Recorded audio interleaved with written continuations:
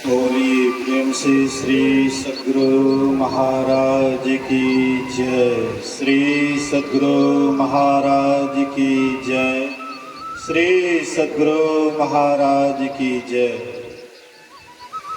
बहुत आदमी सोचते होंगे कि राम का नाम नहीं लेकर के या कृष्ण का नाम नहीं लेकर के या शिव या काली दुर्गा इत्यादि का नाम नहीं लेकर के केवल गुरुवे महाराज का नाम लेते हैं। देखिए, जैसे हाथी के पदचिन्ह में सबका पदचिन्ह समा जाता है, ऐसे गुरु के नाम में सबका नाम आ जाता है। जैसे राम भी संसार में आकर के ज्ञान दिए तो ज्ञान देने वाले को गुरु कहते हैं, वैसे कृष्ण भी आए और गीता ज्ञान दिए, वह भी गुरु कहलाए। इसी तरह से जो भी बड़े महापुरुष हो, अवतारी पुरुष हो या संतजन हो, जिनके भी द्वारा हमें ज्ञान मिलता है, सब गुरु के योग्य हैं, गुरु कहलाते हैं। इसीलिए हम लोग गुरु के जयकार में सबका जयकार समझ जाएं। तो एक बार सब आदमी हृदय खुल करके जय जयकार करें। बोलिए श्री सद्गुरु महाराज की जय। अखंड मंडलाकारं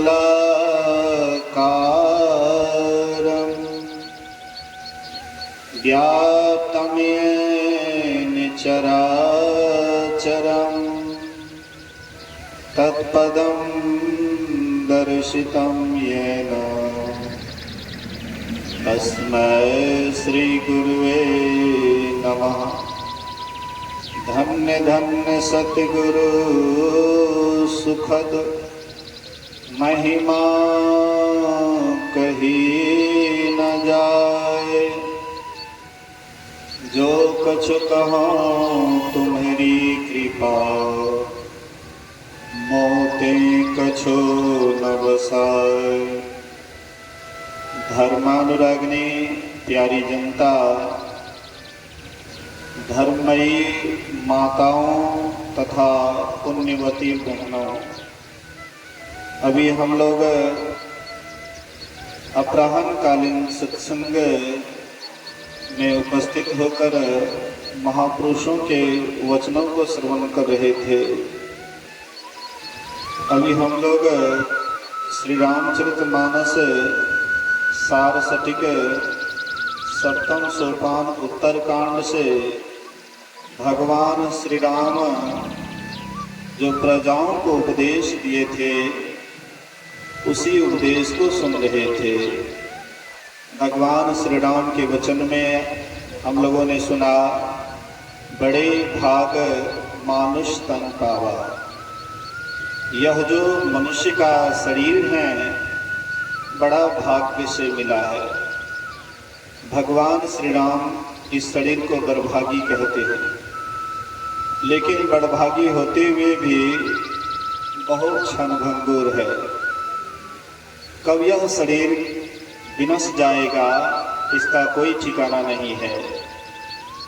जैसे आप लोगों के सामने में सुरेश बाबू का बड़ा लड़का, किसी को भी यह विश्वास नहीं था कि ये जा सकता है।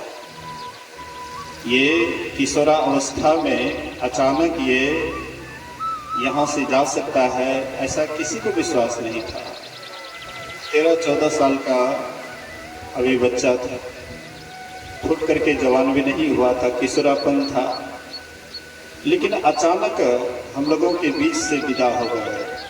आप कहिएगा ऐसा नहीं होना चाहिए, कोई भी आदमी कहेंगे ऐसा नहीं होना चाहिए, लेकिन ईश्वर के विधान को कोई टाल नहीं सकता है। ईश्वर पहले ही विधान बना देते हैं।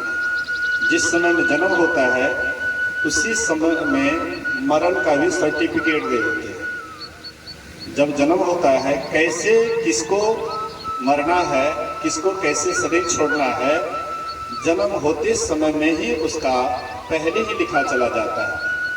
हम आप बहुत बात तर्क वितर्क करते हैं, ऐसा नहीं होना चाहिए, वैसा नहीं होना चाहिए, लेकिन हम क्या परमात्मा के विधान को हटा देंगे? उनको बदल देंगे। हमारे यह देश का नाम भारतवर्ष है। यहाँ पर लोग ईस्वी तो जानते हैं, लेकिन विक्रम संवत को बहुत आदमी नहीं जानते।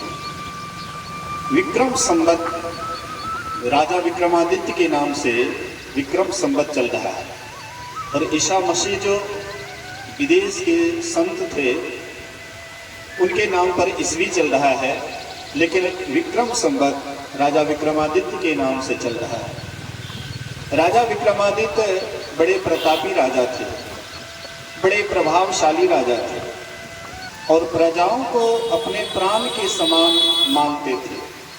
पहले के राजा राम भगवान भी अपने प्रजाओं को प्राण समान मानते थे। ऐसे राजा विक्रमादित्य भी अपने प्रजाओं को प्राण के समान मानते थे। प्रकट होकर के तो प्रजाओं का देखभाल करते ही थे, लेकिन अप्रकट रूप से भी भेष बदल करके भी लोगों का खबर लेते रहते थे कि किनको क्या दुख है, किनको क्या तकलीफ है, किनको क्या परेशानी है।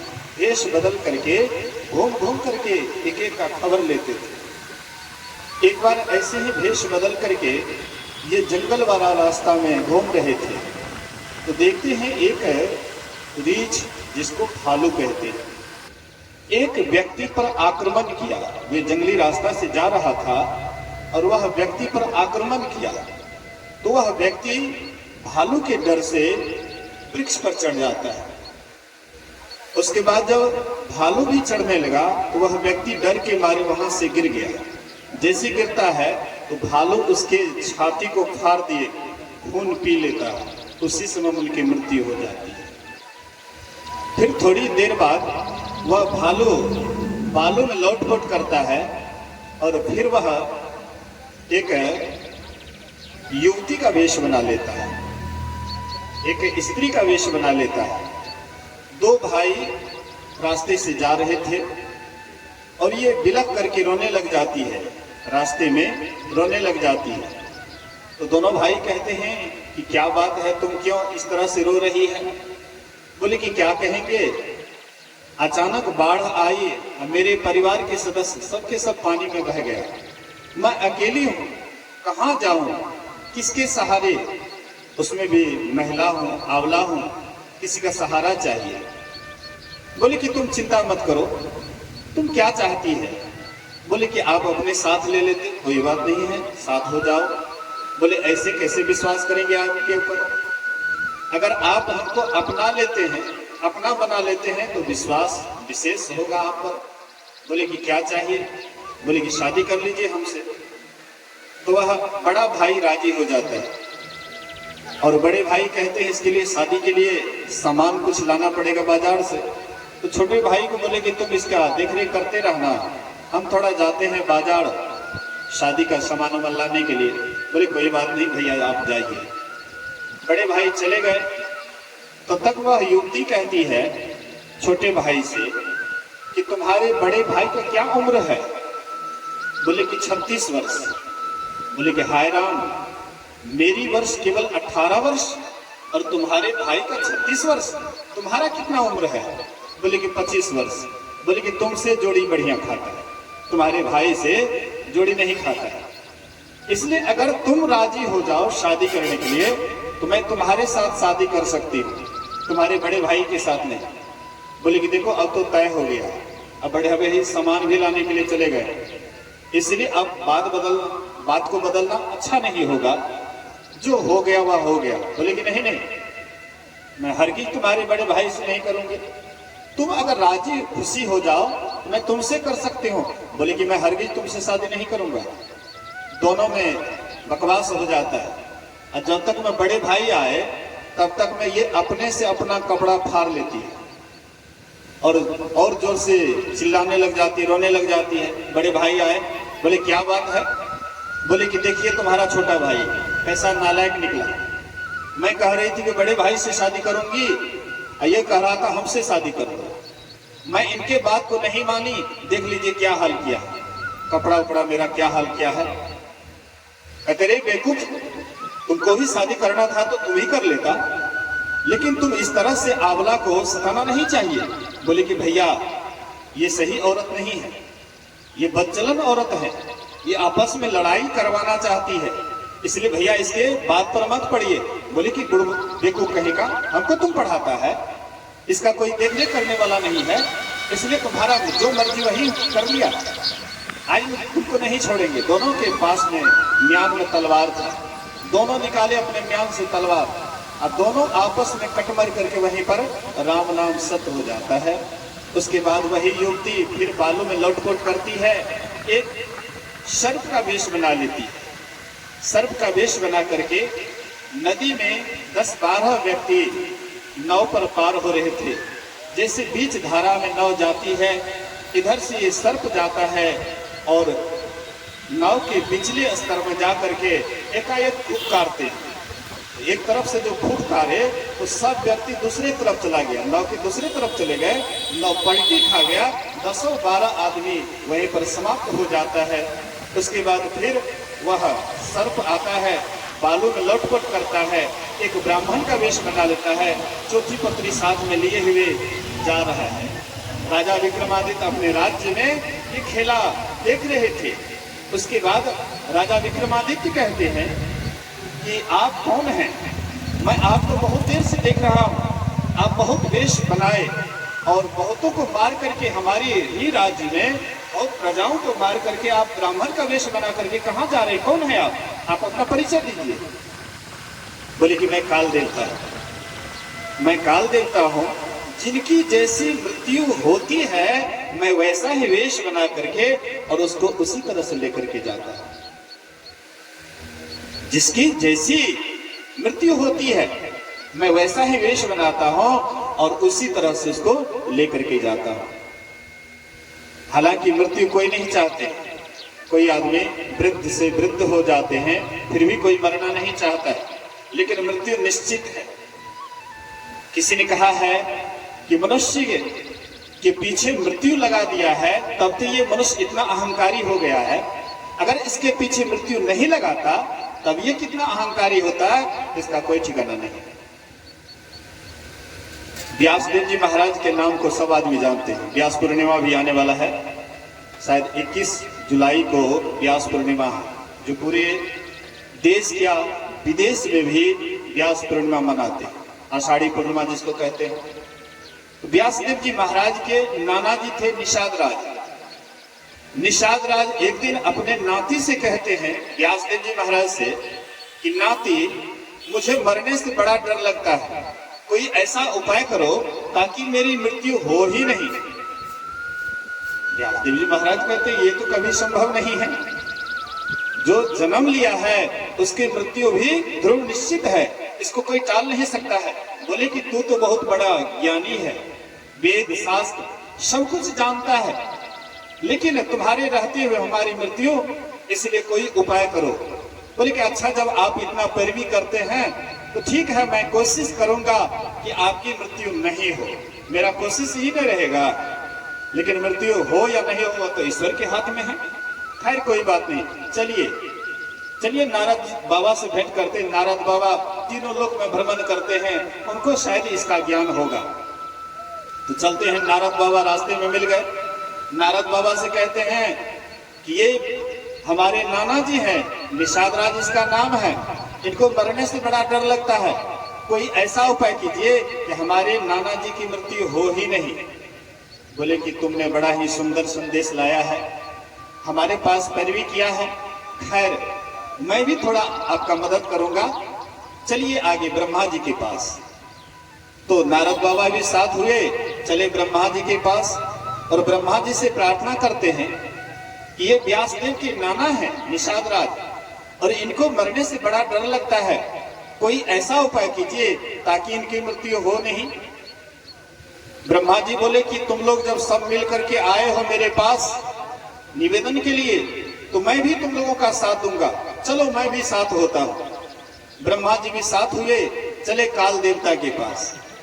काल देव से कहते हैं कि हम लोग तुम्हारे पास आए हैं, इनके नाना जी हैं, इनको मरने से बड़ा डर लगता है, कोई उपाय ऐसा कीजिए ताकि इनके नाना की मृत्यु हो ही नहीं। कालदेव कहते हैं कि चलिए तब मृत्यु देवता के पास, जो हमको भेजते हैं जहां जहां वहां वहां मुझे जाना पड़ता है, तो चलिए वहीं पर। तो सब मिल करके वहां जाते हैं और मृत्यु देवता से कहते हैं ये व्यासदेव के नाना है, निषाद राज इसका नाम है, इनको मरने से बड़ा डर लगता है, कोई ऐसा उपाय कीजिए ताकि इनकी मृत्यु हो ही नहीं। बोले कि आप लोग इतने बड़े बड़े महापुरुष हमारे दरबार तक चल करके आए हैं, आप लोगों का बात मानना मेरा स्वभाव होता है, खैर कोई बात नहीं।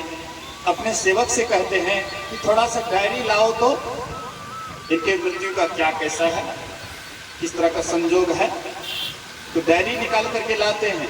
उस डायरी में लिखा हुआ था कि निषाद राज और उनके नाती व्यासदेव, नारद बाबा, ब्रह्मा जी, कालदेव, ये सब के सब जैसे ही मेरे पास आएंगे उसी समय में इनकी मृत्यु है। जैसे बोलना था उसी समय धड़ाम से गिरे और उसी समय उनकी मृत्यु हो गई। बोलिए श्री सद्गुरु महाराज। बोले कि देखिए हम भी मतलब सोच रहे थे कि इनकी मृत्यु नहीं हो, लेकिन आप लोग तो जोगाड़े बना करके आ गए। ऐसा संजोग नहीं होता, इनके नाना की मृत्यु नहीं होती, लेकिन आप लोग तो संजोग बना करके आ गए।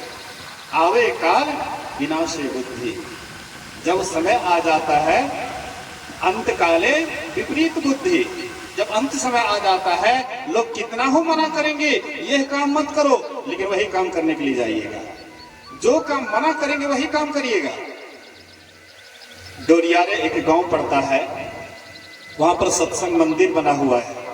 अब बगल में ही एक व्यक्ति जो गरीब आदमी था, रिक्शा चला करके अररिया कोट में रिक्शा चला करके अपना जीवन यापन करता था। संजोग से शराब पी करके मस्त हो गए। अब 12 बजे रात को चल दिए ससुराल। तो ससुराल चल दिए तो जैसे कुरिया पट्टी में पहले कठपुल्ला था लकड़ी का, बीच में कहीं कहीं धोधेर भी था, खाई भी था, असावधानी होने के बाद गिर भी सकते थे। तो वैसे ही अररिया कोट से जो पूरब चलने लगे तो उसी तरह का खाई था, शराब की नशा में मस्त था। 12 बजे रात थी, अंधेरी रात थी। वे जब चलने लगे तो वही खाई में खाली जगह में गिर जाता है और वहां पर सुंभा वाला लकड़ी नीचे में रखा हुआ था। जैसे ऊपर से गिरा पूरे शरीर को छेद कर दिया। उसी समय उसकी मृत्यु हो जाती है।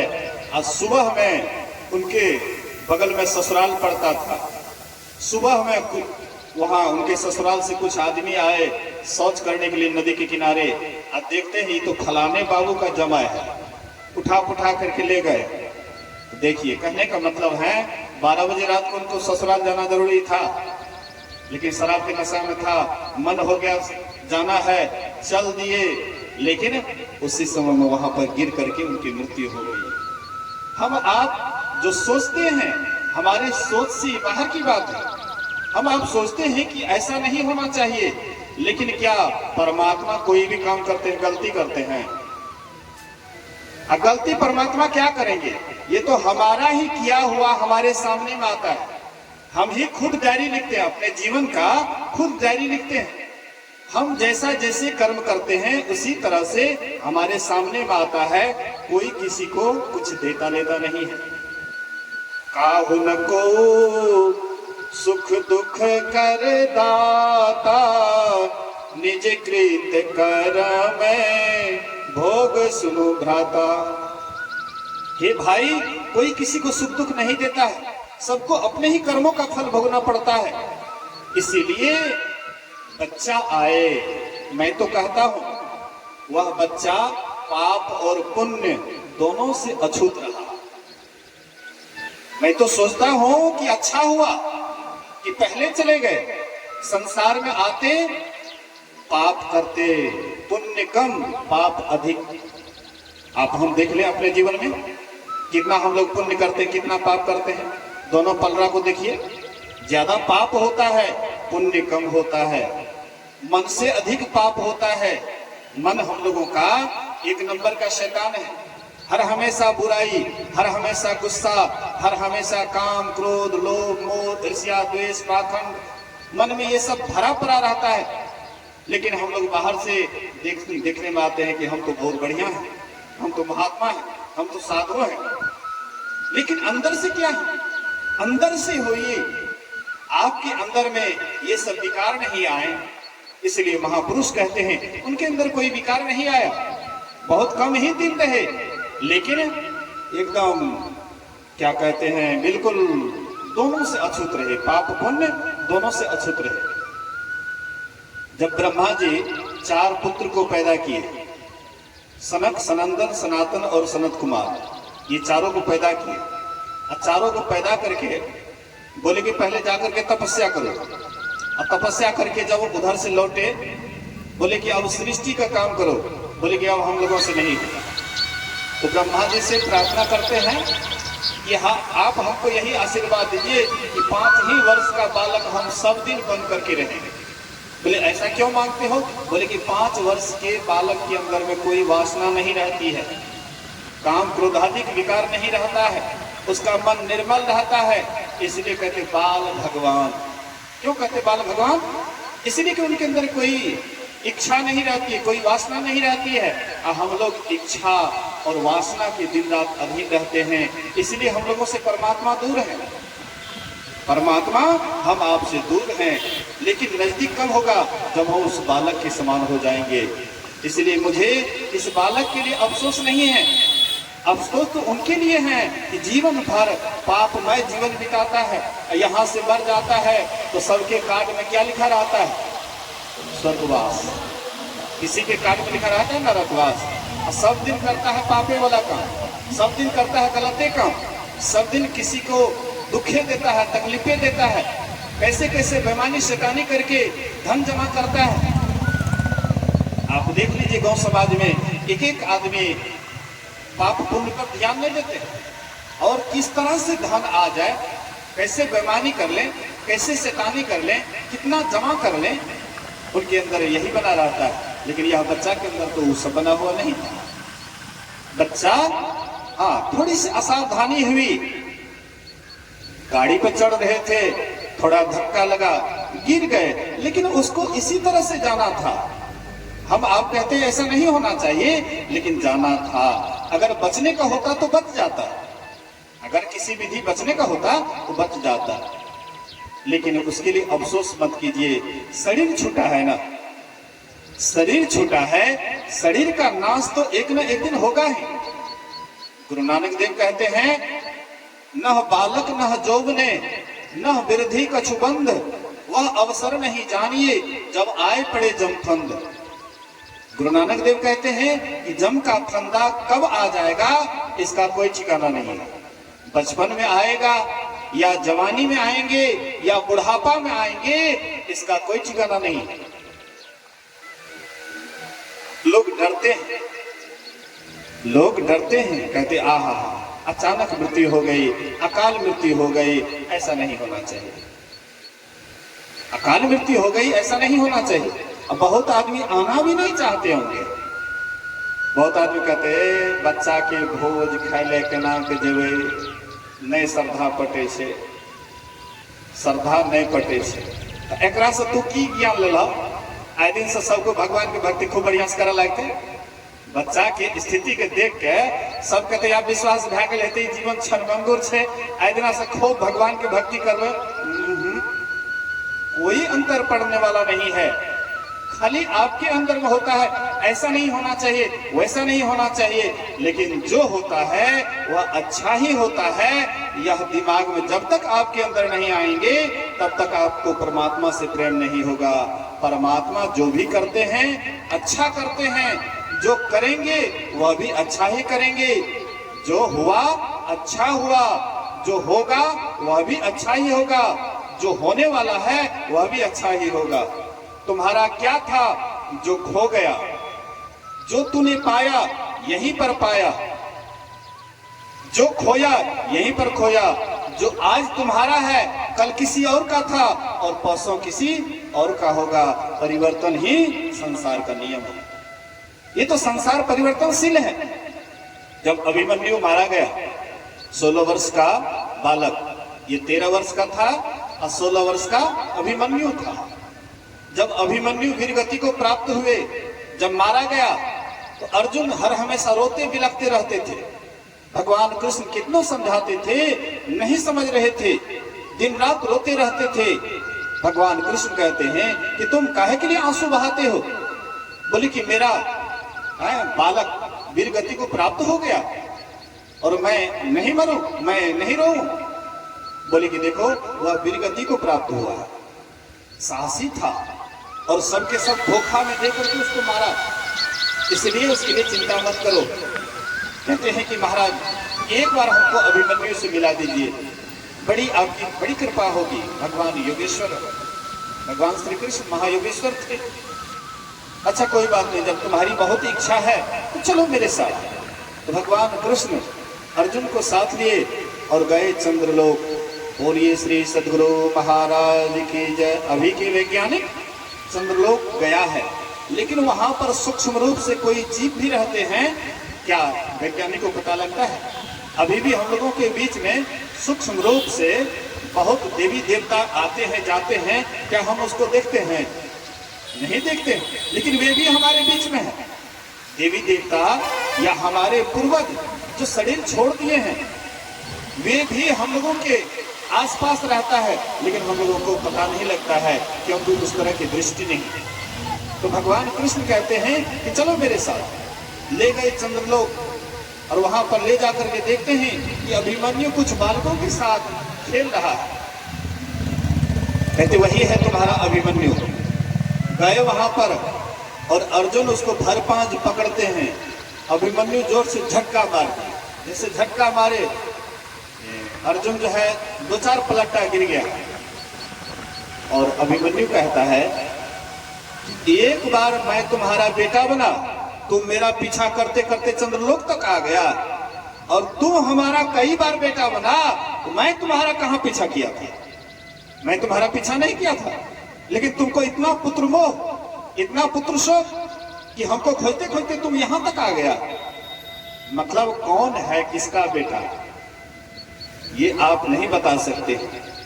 कौन कैसे कहां से आया है ये हम आप नहीं बता सकते। जिनको जब तक जहां जिसके पास रहना है उसको तब तक वहां पर रहता है, और उसके बाद जब उसका यहां से टिकट कर जाता है, प्रभु की मौज होती है कि अब इसको रहना नहीं है, अब इसको चलना है, तो चले गए। इसके लिए चिंता करने की क्या बात है, शोक करने की क्या बात है? क्योंकि शरीर मरता है, आत्मा नहीं। जब महाभारत का युद्ध आरंभ होने वाला था, कौरव और पांडव दोनों आमने सामने थे। अब युद्ध होगा, तब युद्ध होगा। उस समय में अर्जुन कहते हैं कि हे केशव, मुझे किन किन वीरों से युद्ध करना है, आप मेरी इस रथ को दोनों सेनाओं के बीच में स्थापित कर दिए। तो भगवान कृष्ण रथ को ले गए और दोनों सेनाओं के बीच में स्थापित कर दिए। कहते हैं कि हे पार्थ, तुम देख लो कि तुमको किन किन वीरों से युद्ध करना है।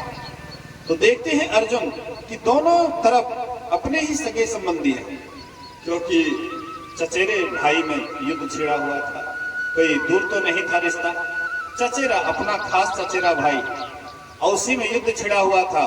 देखते हैं कोई दादा है तो कोई पोता है, कोई चाचा है, कोई भतीजा है, सब के सब तो अपने ही सगे संबंधी हैं। जब ये सब के सब महाभारत के युद्ध में मारे ही जाएंगे तो फिर राज्य किसके लिए करूंगा? राज को भोगने वाला ही नहीं बचेगा, तो फिर राज्य लेकर के क्या करूंगा? इससे अच्छा तो यही होगा कि सब कुछ छोड़ छाड़ करके संन्यास धारण कर लेंगे, जंगल में चले जाएंगे, तपस्या करेंगे। तो वे गांडीव धनुष रख करके रथ के पीछे जा करके मुंह लटका करके बैठ गए अर्जुन। भगवान कृष्ण कहते हैं हे अर्जुन, ये तुम्हें इस समय में शोक, ये तो शोक करने का समय नहीं है।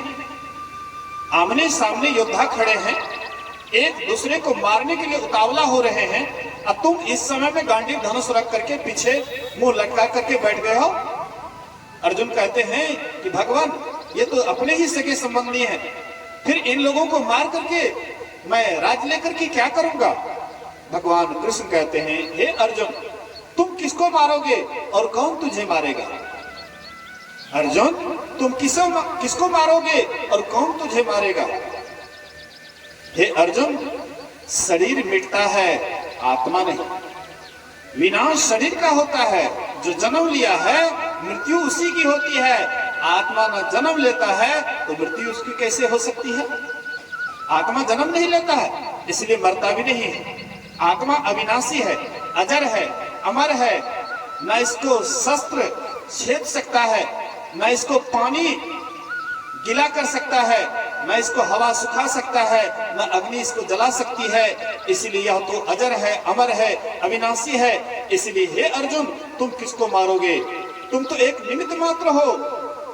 मैं ही मारता हूं, मैं ही जन्म देता हूं और मैं ही संहार करता हूं। फिर भगवान कृष्ण विराट रूप दिखलाए और देखे कि बहुत कौरव दल के योद्धा सब मर मर करके उनके मुंह में जिंदा प्रवेश करते हैं और मरा हुआ फिर मुंह से निकलते हैं। अर्जुन, तुम कौन मारने वाले हो?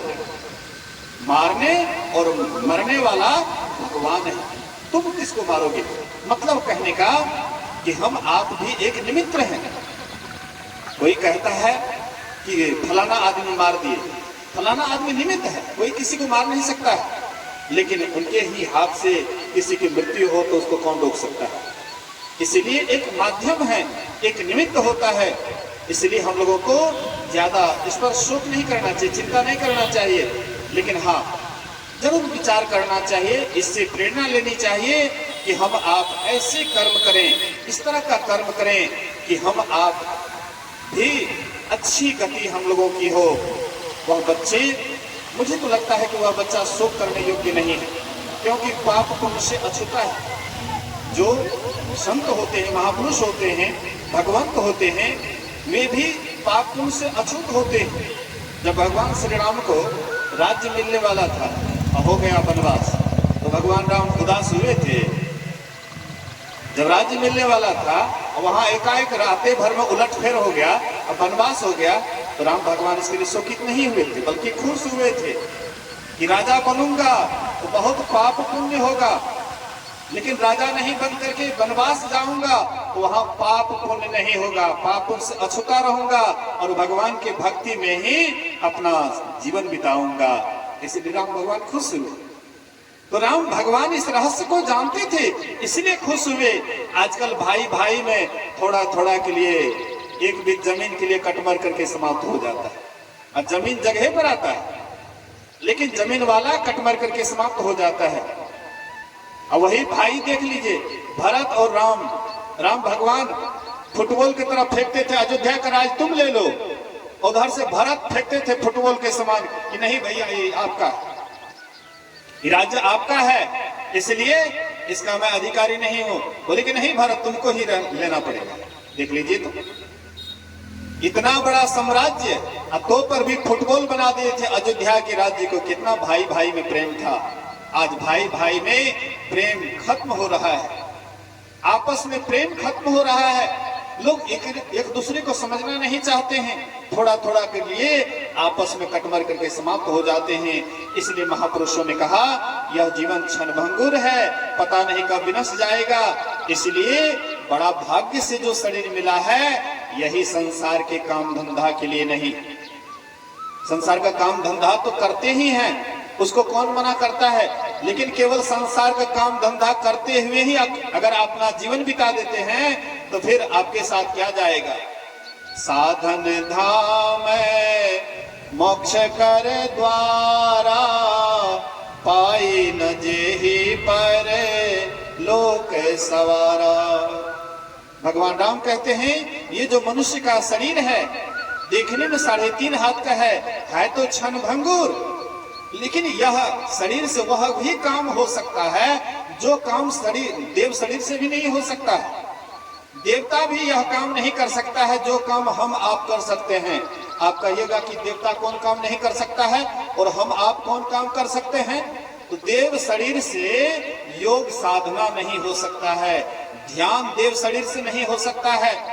हाँ, ज्ञान की चर्चा हो सकती है, ज्ञान सुन सकते हैं देवी देवता, लेकिन योग नहीं कर सकते, ध्यान नहीं कर सकते हैं, क्योंकि उसमें 10वें द्वार की व्यवस्था नहीं है। साधन धाम मोक्ष कर द्वारा, साधनों का धाम देव शरीर में नहीं है, लेकिन मनुष्य शरीर में साधनों का धाम और मोक्ष का दरवाजा है। मोक्ष का दरवाजा कहाँ है? हम आप शिव जी के तस्वीर को देखे होंगे। शिव जी को 3 आंख हैं, 2 आंख और एक यहाँ, 3 आंख है। आप कहिएगा कि सही में शिव जी को 3 आंख था? जैसे हम आपको 2 आंख हैं, क्या शिव जी को 3 आंख था? नहीं। जैसे हम आपका माथा प्लेन है, वैसे शिव जी का भी माथा प्लेन था, लेकिन शिव जी योग साधना के द्वारा तीसरा नेत्र को खोल दिए थे। इसलिए तब शिव तीसरी नयन उघारा, चितवत काम भयऊ जड़ी छाड़ा। शिव जी का तीसरा नेत्र खुला, कामदेव जल करके भस्म हो गया। हम आपके पास भी ये तीसरा नेत्र है। हम आप भी गुरु जुक्ति से अगर साधना करेंगे, ध्यान करेंगे, ये तीसरा नेत्र खुल जाता है। लेकिन इसके लिए मेहनत करने की आवश्यकता होती है। साधन धाम मोक्ष कर द्वारा, ये शरीर मोक्ष का दरवाजा है और शरीर मोक्ष का दरवाजा नहीं है। 84 लाख में तो हम अज्ञान अवस्था में थे, पता भी नहीं था कि क्या है सही क्या गलत। पशु को कोई गलत सही का पहचान है? पशु केवल खाने के लिए दे दीजिए, भरपेट हो गया, आराम से पाज करने लगेंगे, आराम से रहेंगे। लेकिन हम आप केवल पेट भरने के लिए ही नहीं है, लेकिन हम आपका जीवन ऐसे ही बीत रहा है, पशु से भी बदतर बीत रहा है। पशु तो पाप पुण्य नहीं करते हैं, नहीं भेद करते कि ये हमारा खेत है और ये फलाने का खेत है। खोल दीजिए, सामने में जिसका खेत है, चाहे अपना हो या पराया हो, उसी में जाकर के खाएंगे। लेकिन हम आप तो भेद कर लेते हैं, ये हमारा खेत है तो इसको बचा करके रखेंगे, और दूसरे का है तो फसलों काट करके बोरा में भर लो। कोई बात नहीं, खेत वाला देखने के लिए थोड़े आता है। आप अपने को अपना मानते हैं और दूसरे को पराया मानते, मतलब पशु से भी गए गुजरे, पशु से भी गए गुजरे हैं। पशु के पास में इतना कम से कम अज्ञान अवस्था में है, लेकिन भेद नहीं करता है। लेकिन आप भेद करते हैं, इसीलिए आप और पशु से भी नीचे चले जाएंगे। क्योंकि आकर चारे लक्ष 84 जोनि भ्रमतय है जीव अविनाशी, फिरत सदा माया कर प्रेरा, काल कर्म स्वभाव गुण घेरा। 84 लाख योनियों को टपते हुए परमात्मा ने देखा कि ये जीव बहुत कष्ट पा रहा है। 84 लाख योनियों में जाते जाते जन्मत मरत दुसह दुख होई। जब बहुत दुखी देख करके प्रभु अचानक और कारण ही दया करने वाले, हम आपको मनुष्य का शरीर दिए, ये अवसर दे रहा हूँ, साधन धाम दे रहा हूँ, ताकि मेरा भजन करके तुम मेरे पास आ जाओ। लेकिन क्या करते हैं, मनुष्य शरीर में आ जाते हैं तो सोचते हैं कि पहले घर को बढ़िया बना लें, परिवार को संभाल लें, बाल बच्चे को पढ़ा लें, जवान होगा पोतो आएंगे, पोता पोती हो जाएंगे, बूढ़े हो जाएंगे, तब भगवान की भक्ति देखेंगे। लेकिन जब जवान शरीर है, स्वस्थ शरीर है, आप कुछ कर सकते हैं, उस समय में हम आपको उतना ख्याल नहीं रहता है। कुछ नींद में, कुछ भोग में, कुछ आलस में खोया, और जब आया समय मौत का तो सिर धुन धुन करके रोया। तो अंत समय में हम आप केवल माथा पच्ची करते हैं, काल ही कर्म ही ईश्वर ही, मिथ्या दोष लगाए। इसलिए ये जो मनुष्य का शरीर मिला है, बड़ भागी है, साधनों का धाम है, मोक्ष का दरवाजा इसी शरीर में है। लेकिन इसको पा करके वह साधनों के धाम को जानिए। वह साधनों का धाम क्या है? प्रत्येक व्यक्ति के अंदर ये साधनों का धाम है। जितने मनुष्य हैं सबके पास ये साधनों का धाम है। लेकिन अगर उसको नहीं जान करके केवल इधर उधर में ही लगे रहेंगे, अगर साधनों के धाम को नहीं जानेंगे, तो फिर भगवान राम ने जो कहा, बड़े भाग मानुष तन पावा, तब ये बड़ भागी नहीं अभाग्य हो जाएंगे। इसलिए गुरु महाराज कहते हैं, गंग जमुन जुग धार मधाही सरस्वती बही, गंग जमुन जुगधार मधहि सरस्वती बही, फुटल मनुष्यवा के भाग गुरु गमय नाही लहे। कहते हैं गंग जमुन जुगधार, गंगा और जमुना, हम आपके ये जो आंख है, दाएं आंख है, इसको गंगा कहते हैं। ये बाएं आंख देखते हैं, इसको जमुना कहते हैं। अब बीच में है तीसरा नेत्र, उसको सरस्वती की धारा कहते हैं।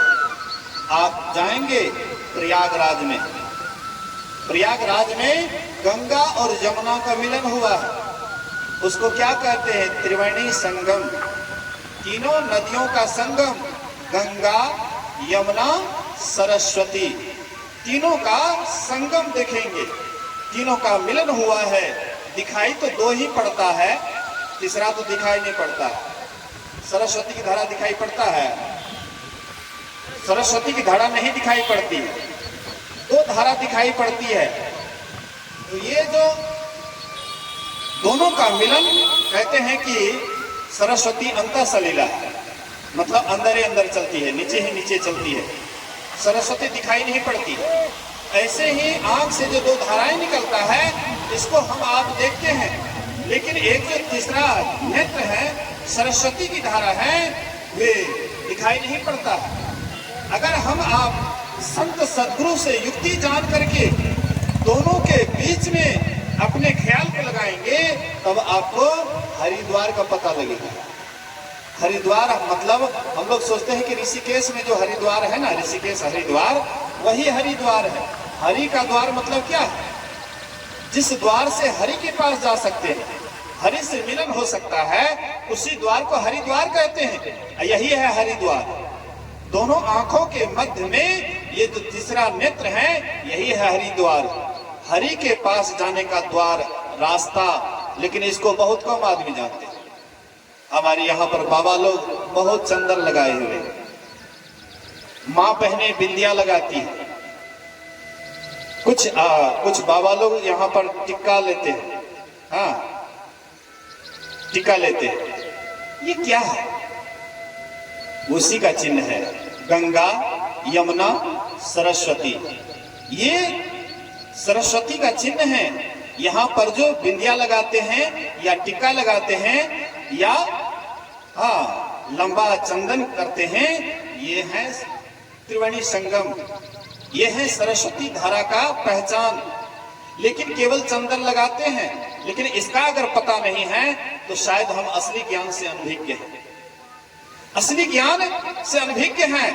ये बाहरी रंग रूप हमें बतलाता है, संकेत करता है कि हमारे अंदर में ये सरस्वती की धारा है, त्रिवेणी संगम है। और ये त्रिवेणी संगम में हम आपको स्नान करना चाहिए, प्रत्येक आदमी कर सकते हैं। लेकिन फुटल मनुष्यवा के भाग गुरु गमय नाही लहे।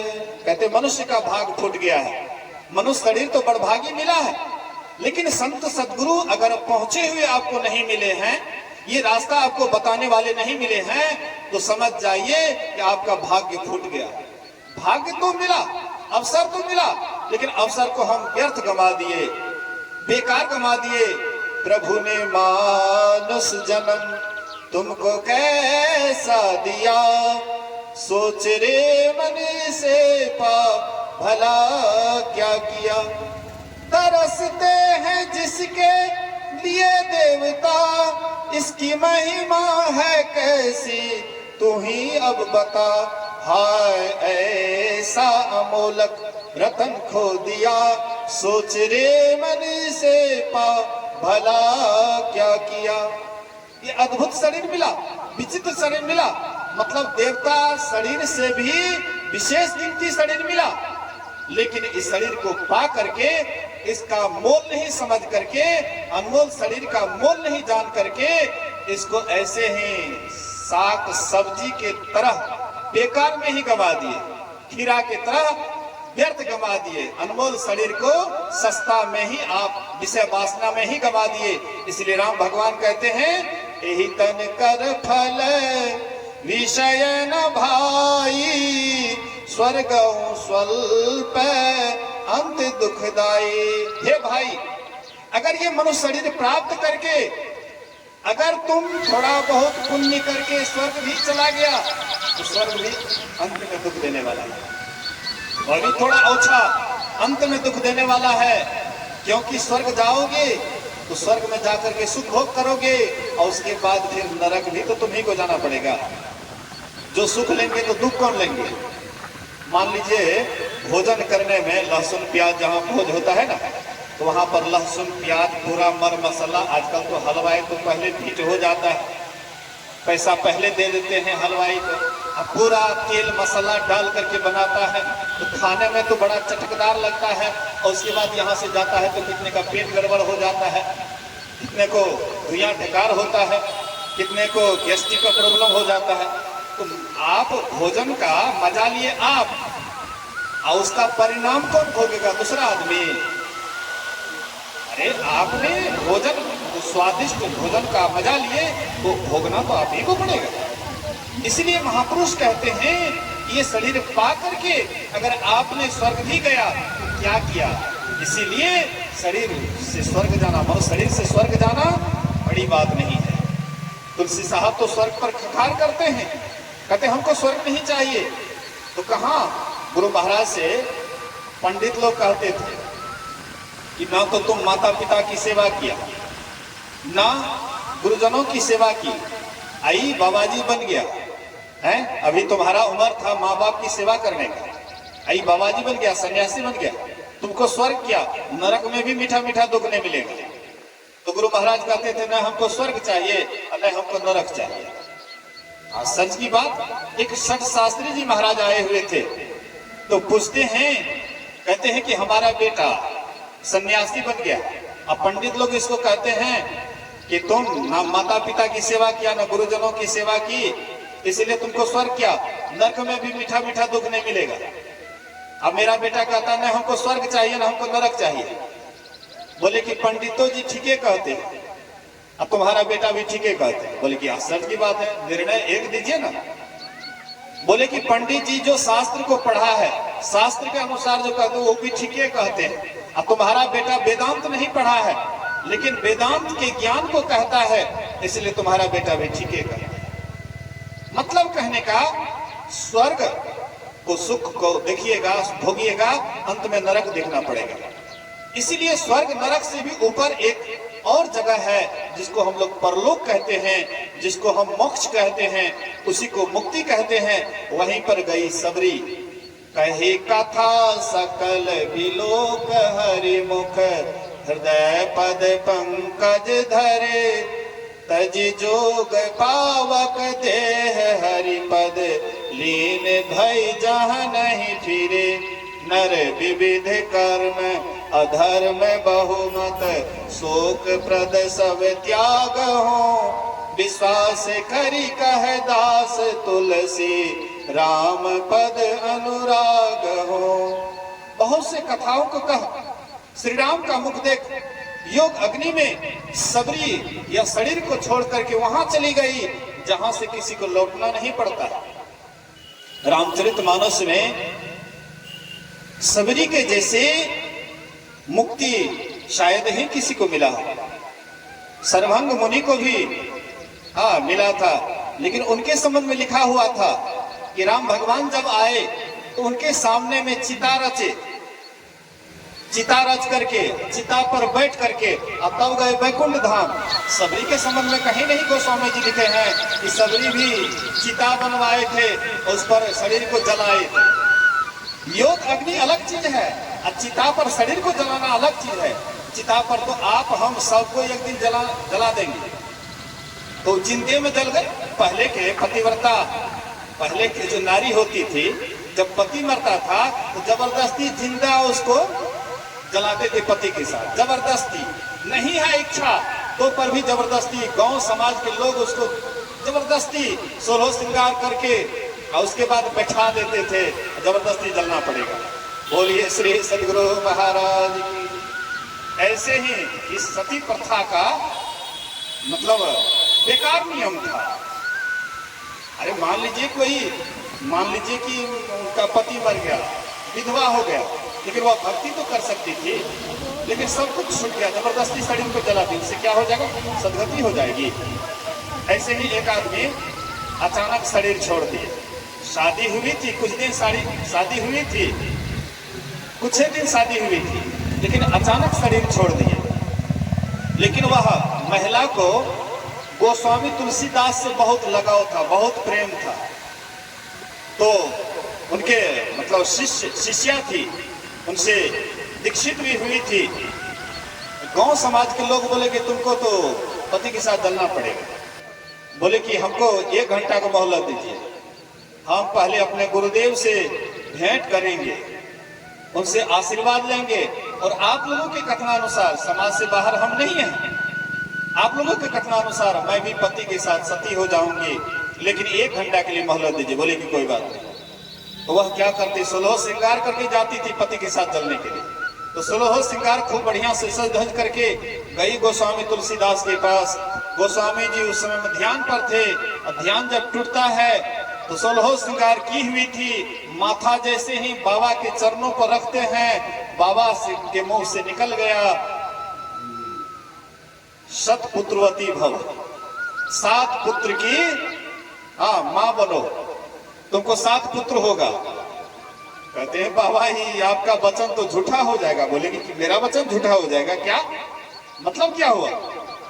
बोले कि हमारे पति मर गया और उसको लेकर के चला गया स्मशान घाट, हम लोगों से फुर्सत लेकर के आए कि हम भी जाएंगे सती होने के लिए, लेकिन गुरुदेव से पहले आशीर्वाद ले लेते, हम आपके पास आशीर्वाद लेने के लिए आए हैं। आप सौभाग्यवती का आशीर्वाद दिए और उसके बाद पुत्रवती का भी आशीर्वाद दे दिए, ये तो आपका वचन झूठा हो जाएगा। बोले कि झूठा होगा कि सच्चा होगा, इसको पहले छोड़ो, चलो तुम्हारे पति कहाँ पर है, कहाँ पर ले गए जलाने के लिए? ले गए वहां पर स्मशान पर, पूरे गांव के लोग थे, सबके सब वहां पर जलाने के लिए। चिता भी रचा हुआ था, पति के लाश को भी ऊपर डाल दिए थे। इनको भी बोले कि तुम भी सती हो जाओ। बोले कि कोई बात नहीं बेटी, तुम बैठो। चिता पर वह भी बैठ गई, और सब गांव के समाज के लोग हैं, सबको बोले कि आंख बंद कर लीजिए। आंख बंद करके सीताराम सीताराम सीताराम सीताराम, सब आदमी एकदम जप कीजिए, आंख बंद कर लीजिएगा। किसी का आंख खुला रहेगा और फिर कुछ हो जाएगा तो हम उसका गारंटी नहीं लेंगे, इसलिए सब आदमी आंख बंद करके सीताराम सीताराम का जप करो। सब आंख बंद कर लिए और सीताराम सीताराम सीताराम सीताराम का जप करने लगे। एक आदमी आंख खोल कर देखते हैं कि आखिर होता क्या है, क्यों सबको आंख बंद कराए हुए हैं, क्यों बंद कराए हुए हैं, क्या हो रहा है? तो आंख खोल कर देखता है तो चिता पर लाश भी उठ करके बैठ गया, वो भी सीताराम सीताराम सीताराम जपने लगा। बोलिए श्री सदगुरु महाराज। लाश भी उठ करके सीताराम सीताराम का जप कर रहा है, इधर सब कर रहा है, वो भी करने लगा। देख लिया गोस्वामी तुलसीदास जी महाराज उस समय में सबको जगाते हैं, लेकिन ये जो आंख खोल लिया था, आंख से अंधे हो गए। बोलिए श्री सदगुरु महाराज की। जो आंख खोले, जो आंख से अंधे हो गए। बोले कि हमको तो सुन नहीं रहा। बोले कि तुमने मेरी आज्ञा का उल्लंघन किया, मैंने कहा था ना कि आंख बंद करके सीताराम सीताराम का जप करना है, लेकिन तुमने उल्लंघन किया। बोले कि बाबा किसी तरह से जीवन बेकार हो जाएगा, बाल बच्चा अभी छोटा छोटा है, बाबा कैसे उसका जीवन चलेगा, बाबा कृपा कीजिए। बोले कि तुम्हारी पत्नी अगर एक आंख की रोशनी तुमको दे देंगे तो एक आंख से दिखाई पड़ेगा, लेकिन पत्नी का भी एक आंख गड़बड़ हो जाएगा। तो पत्नी बोली कि कोई बात नहीं, एक आंख से काम चला लेंगे। तो फिर सबको बोले आंख बंद करके सब सीताराम सीताराम जपो। सब जपने लगे। एक आंख में इसका आंख में रोशनी आ जाता है, पत्नी के आंख में एक रोशनी एक आंख से गायब हो जाता है। मेरे कहने का ये आशय है कि संत महात्मा के मुंह से जो निकलता है वह बेकार नहीं जाता है। इसलिए संतों के वचन पर हम लोगों को चलना चाहिए। वे जो रास्ता बतलाए हैं, जो हमारे आपके शरीर में जो परमात्मा ने साधनों का धाम दिया है, उस धाम को सब आदमी जानिए और उस धाम को जान करके वहां जाना है जहां से लौटना नहीं पड़ता है। इसी धाम के संबंध में भगवान श्री कृष्ण गीता ज्ञान में अर्जुन से कहते हैं, न तद भास्यते सूर्यो न शशांको न पावकः यद गत्वा न निवर्तन्ते तद धाम परमं मम। कहते वह मेरा धाम है जहाँ जाने के बाद कि कोई जीव लौटता नहीं है, वही धाम को जाना है। लेकिन जब तक वह रास्ता को नहीं जानेंगे तो वह धाम को कैसे जाएंगे? हरि के द्वार को नहीं जाएंगे, फिर हरि के पास कैसे जाएंगे? तो हरि के द्वार पर जाने के लिए हम आपके अंदर में सुषुम्ना है, इंगला पिंगला के बीच में सुषुम्ना है, सुषुम्ना का ध्यान करिएगा। सुषुम्ना के ध्यान से कई जन्मों का किया हुआ पाप से हम आप पार उतर जाते हैं, इसलिए सुषुम्ना ध्यान की बड़ी महिमा है। तो इन ज्ञान को सुनिए, समझिए, अपने जीवन में उतारिए। ये जो हमारे महोदय जी हैं सुरेश बाबू, ये अपने बच्चे के आत्म शांति हेतु, हालांकि आत्मा कभी अशांत होती नहीं है, लेकिन ये मन का संग कर लेता है, शरीर का संग कर लेता है, इसीलिए इसको अशांत बुझाता है लेकिन अशांत रहता नहीं है। फिर भी उनके नाम पर जो ये सत्संग रखा गया है, वो सब आदमी थोड़ी देर के लिए परमात्मा से प्रार्थना करेंगे, भगवान से प्रार्थना करेंगे, हे भगवान, वह बच्चा जहां भी हो, जिस स्थिति में हो, आप उनको अच्छी तरह रखेंगे, शांति में रखेंगे, सुख में रखेंगे। सब एक साथ प्रार्थना करते हैं तो भगवान भी प्रार्थना को सुनते हैं, क्योंकि गोस्वामी तुलसीदास भी समूह में बैठ करके, सबके बीच में बैठ करके भगवान से प्रार्थना किए तो उसके पति को भी जीवन मिल गया। तो इसी तरह से हम लोग भी प्रार्थना करेंगे, यह बच्चा हम लोगों के बीच से जो चला गया है, वे जहां भी हो शांति में रहें, सुख में रहें। सब आदमी थोड़ी देर के लिए आंख बंद कर लें और सब आदमी प्रभु से प्रार्थना करें। थोड़ी देर के लिए सब आदमी ध्यान करें। श्री सद्गुरु महाराज की जय।